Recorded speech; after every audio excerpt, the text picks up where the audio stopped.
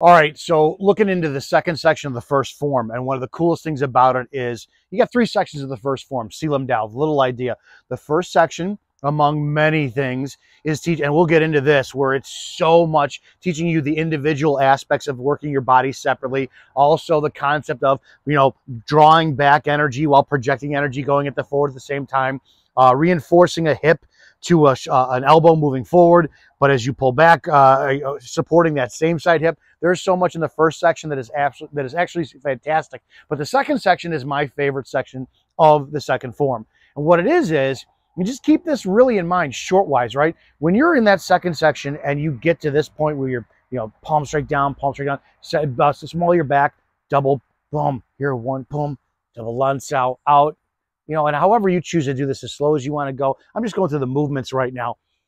All this, what the best part about this form for me is the expenditure of energy after you've stored it in your dantian from the first form, right? You're drawing up that energy in the first form, in this section with the tan, yun, wu, draw back. And I know so many people think to take an hour to do this section, and we've heard the stories that Ip Man had those students do this for an hour so that he can go and smoke opium in his den. Whatever the case is, in this section, you're drawing up that energy and you're storing it here. In the second section, you got to get it out. You got to get it out. You're storing up, you're focusing, and you're getting it out. You're getting it out, getting it out. Boom, coming back in, getting it out. All that energy gets out. I love that second section. It's explosive. And if you look, what you're doing is you're getting the energy out, but you also have to focus on your core so that as you get the energy out, doesn't matter what the movement is, you're not continuing your intent going forward. You're learning, like the good base of a cannon, that cannon fires that out, and then the recoil and the suppression of the energy going forward is left in your base.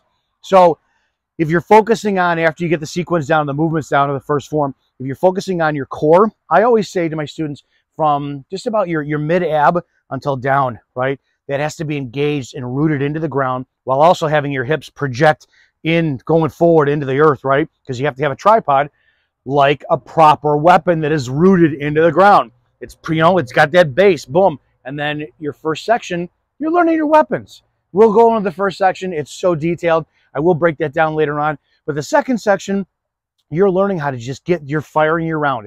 You're firing your round. You're firing your round. Firing your round. From here up is relax. You're getting out. You're getting it out, in a couple different directions of energy, all without losing your stance. So the second section of the first form is so important to feel that stance, explode that energy out, pull that energy back in, explode the energy out. Double jumps out, right? Double juts out, boosts out. Oh, it's an explosive fucking section, and I love it. But it's all about having your self-awareness that you've built up from the first section of the first form, storing that energy, and then just getting it out ultimately to where you're firing your targets. You're firing a punch, but then you're ready to your next movement to fire another punch, and it's the stance is everything. So the first section, believe it or not, teaches you how to stand. Teaches you how to stand in a fight. The second section teaches you how to get that energy out while maintaining your stance. The first form, Silam Dao, is so important. Guys, study it, study it, study it. I promise it will reveal so much to you. You have no idea.